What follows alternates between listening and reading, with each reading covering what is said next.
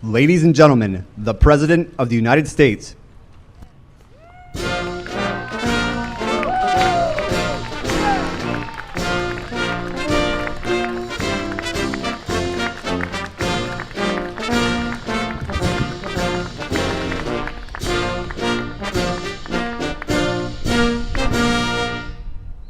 That sounds nice, doesn't it? Beautiful. Thank you very much. Thank you very much. Terrific talent. Please sit down, please. I want to welcome everyone to the White House. We're very excited to be hosting our third annual Made in America Showcase. It's all about Made in America. We just started this, and this is my third already. And I just went around and saw these incredible companies that make everything from the THAAD missiles to beautiful boats. And I said, how would that boat do against the THAAD missile? And it wasn't a good answer. The boat's going to have a little problem, but that's okay. But I just want to say the engineering inside, as you know, we have incredible things. I'm going in right now to look. I saw some of it yesterday, incredible things made in the USA. We're here today to celebrate and support the most incredible products in the world. And this is just a very representative sampling because we're making more product here than we ever have.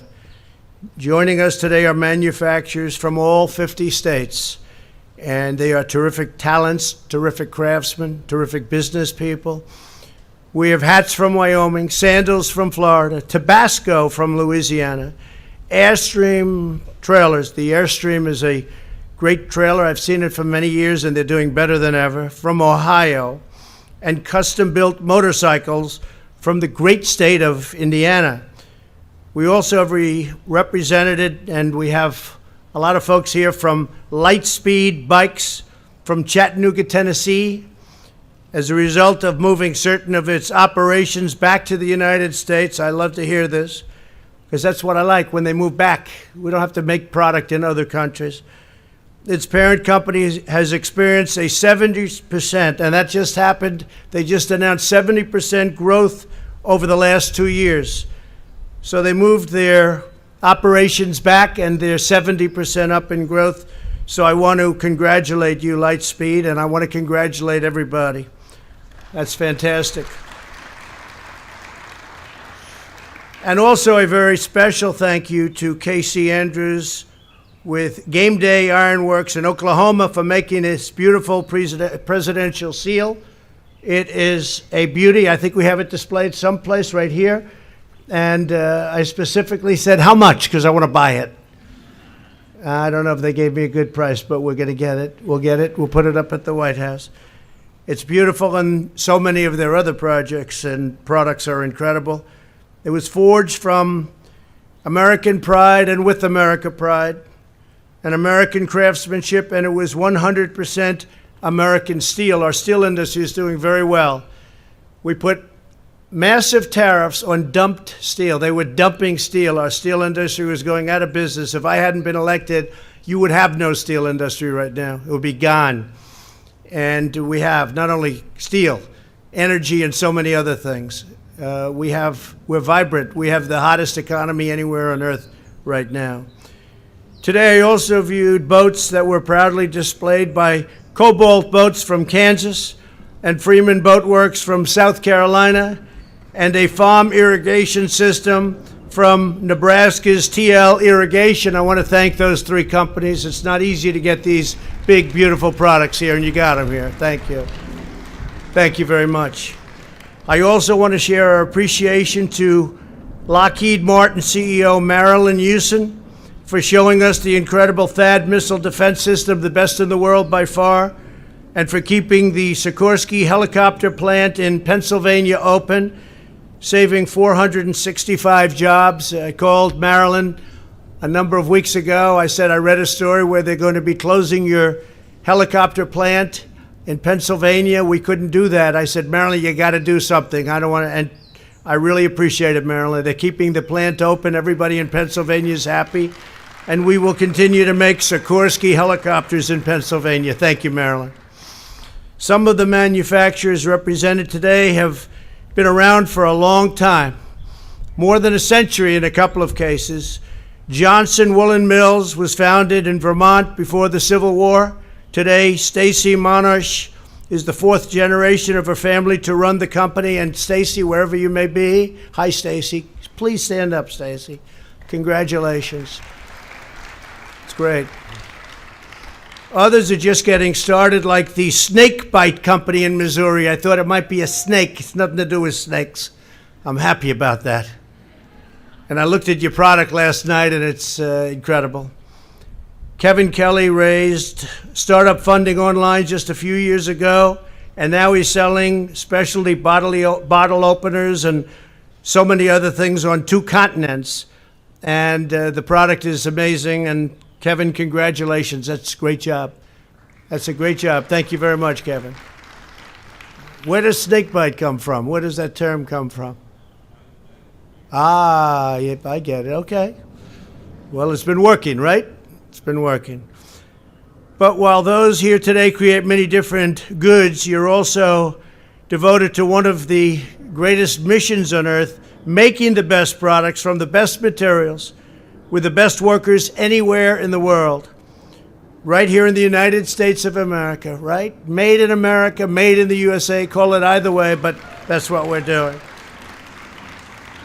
And you know, when I took office, I was told by the previous administration that manufacturing jobs would be disappearing. There was no way. They said you'd need a miracle, right? You'd need a miracle. Well, we have a miracle because we're up 600,000 manufacturing jobs since the election. So it's been an extraordinary resurgence of American manufacturing. We've added more than 6 million jobs since I was elected, including over 1 million jobs in manufacturing, engineering, and construction. As I said, 600,000 jobs in pure manufacturing, and that number is going to go substantially higher. Japan and other countries are, at my absolute request, order, call it whatever you want. They're sending tremendous and building tremendous plants now in the United States. We hadn't had auto plants built in many, many years, and now we're having many in Michigan and Ohio and Pennsylvania and Florida, in North Carolina, South Carolina. Many, many plants are being built and being expanded, and that was not happening. Our auto companies and many companies were leaving the United States. Now they're staying. They have a big disincentive to leave. We're not happy when they leave. When they leave, it's not the same. Last year, we saw the biggest increase in manufacturing jobs in more than 20 years. Under my administration, manufacturing share of total job gains is the largest it's been by any president in over 1/2 a century. And don't forget, the old days, they manufactured. So I'm competing against some pretty tough statistics. And yet it's over 50 years. Unemployment has also reached the lowest rate in our country in over 51 years. And many groups, I have to say, African American unemployment, if you look at African American, Asian American, Hispanic American unemployment, it's the lowest it's ever been in the history of our country. Women's unemployment, the lowest it's been in over 70 years. And soon we're going to have the all-time record for women's unemployment. And today, American manufacturers are contributing $250 billion. Think of that. $250 billion more to our economy than they contributed before this great election that took place in 2016. We're heeding the wisdom, and you people know because many of you are indeed manufacturers, in your own way, manufacturers with great talent. We're heeding the wisdom of our founding fathers by restoring our economic independence and reawakening our industrial might, and that's what's happened. Whether it's jobs or making something, that's exactly what happened. Previous administrations allowed foreign countries to steal our jobs and plunder our wealth. They stole our wealth. They stole so much, and it was allowed to go on so long. But it's not going on any longer. You take a look at what's happening. Look at today's front page of the Wall Street Journal. You'll see where China has had its worst year in 27 years, and I'm not looking for that. But we had a deal with China, and they decided not to make that deal. They said, let's renegotiate. I said, no, thank you. And we put tariffs on China, very big tariffs on China.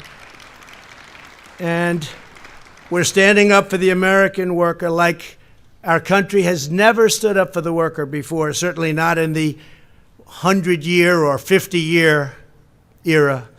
I think we can probably go back right to the beginning because nobody stood up for the worker like I'm standing up for the worker. To protect our defense industrial base, which is probably about the most important. If you think, we placed tariffs on foreign aluminum and foreign steel, which brought it not to a complete halt. We still get some, and they're paying a lot of money right into the Treasury. But it's been amazing, the difference that it's had. And for our farmers, we've taken in tens of billions of dollars in tariffs from China, but China stopped dealing with our farmers. So I asked our great Secretary of Agriculture, Sonny Perdue, what kind of number are you talking about? What have they left? He said $16 billion, sir, taken off the table. I said, that's okay. We've taken in much, much more, many times that in tariffs. So I'm going to give the farmers, we're going to help them out because they're great patriots. We're going to give them $16 billion that we just did, been approved, been everything, and I approved it. So our farmers didn't lose anything by the fact that China targeted our farmers. They targeted the farmers. They said, you know, President Trump did great with the farmers. The farmers love him and he loves them. So we'll hurt the farmers. Well, the farmers are patriots. I hadn't had one farmer say, please make a fast deal, sir. Please make a fast deal. The biggest beneficiary will be the farmers.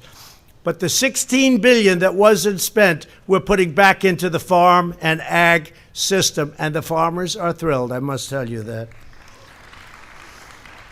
And we're taking the toughest ever action to confront China's chronic trade abuse. They were doing numbers on us for many years. I watched sleepy Joe Biden the other day talking about China. We would fight China on trade. Well, he didn't do it he's been there for like 45 years.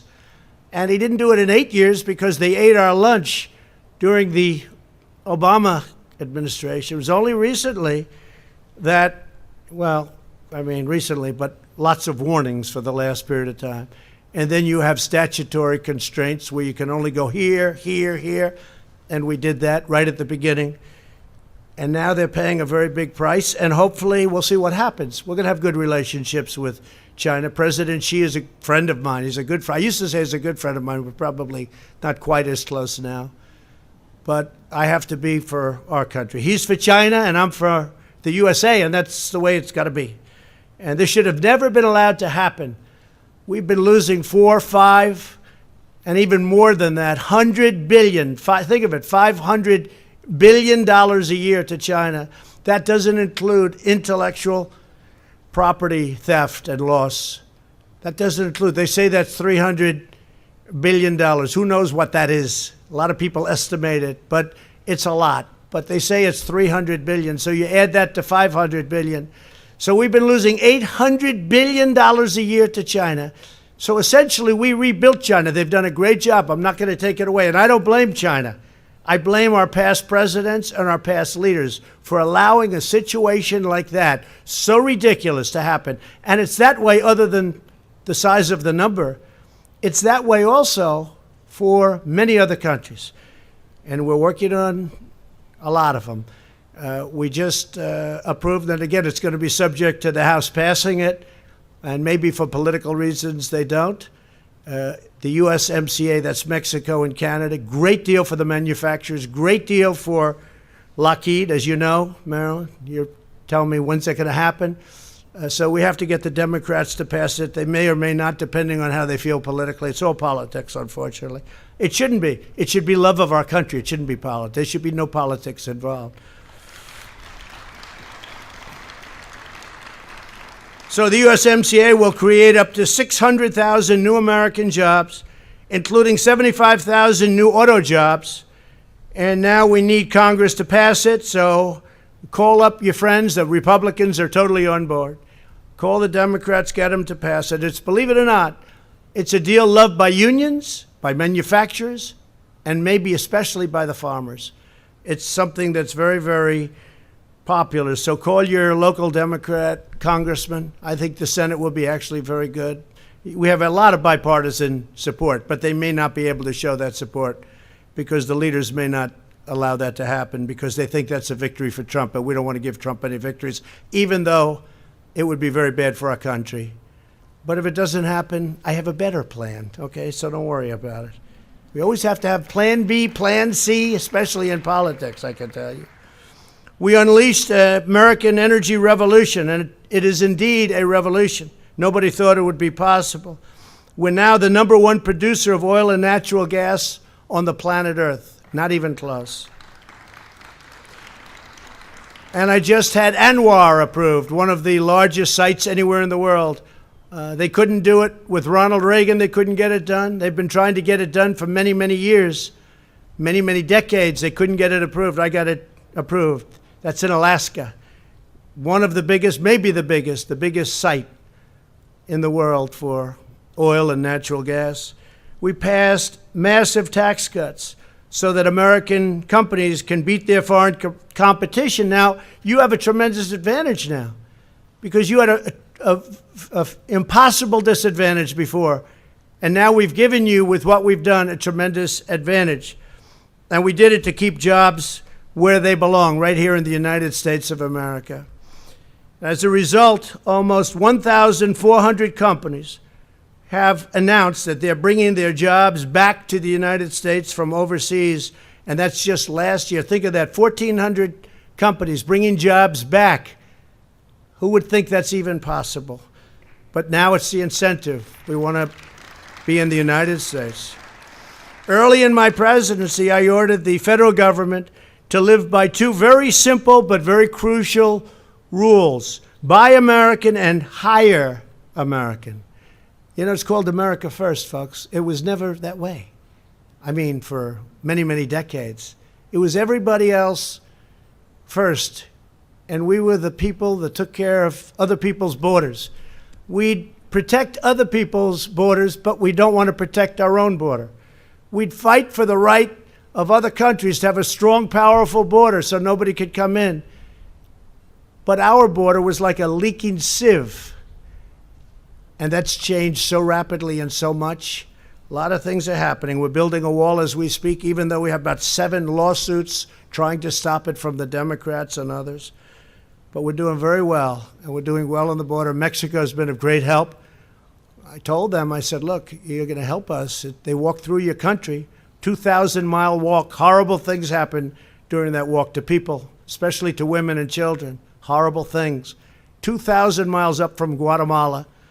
They walk through our country. So many, the percentage of rape, they say, is over 30%. Think of it. Remember when I mentioned that in my opening speech and everybody said, oh, that's such a terrible thing to mention. Well, what I said is very small compared to the actual fact. Over 30%. The crime, human trafficking, mostly of children and women. Human trafficking. Sounds like an ancient term. You wouldn't think it's possible, human trafficking.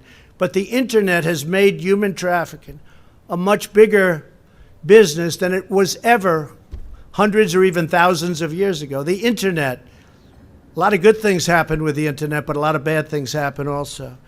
So now our federal agencies are spending an additional $24 billion on buying your product. We're buying your product. And I said specifically, let's buy American. You have the advantage. Before you didn't have any advantage at all. Now you have an advantage. You make your product in America, you have a much better chance of getting the deal.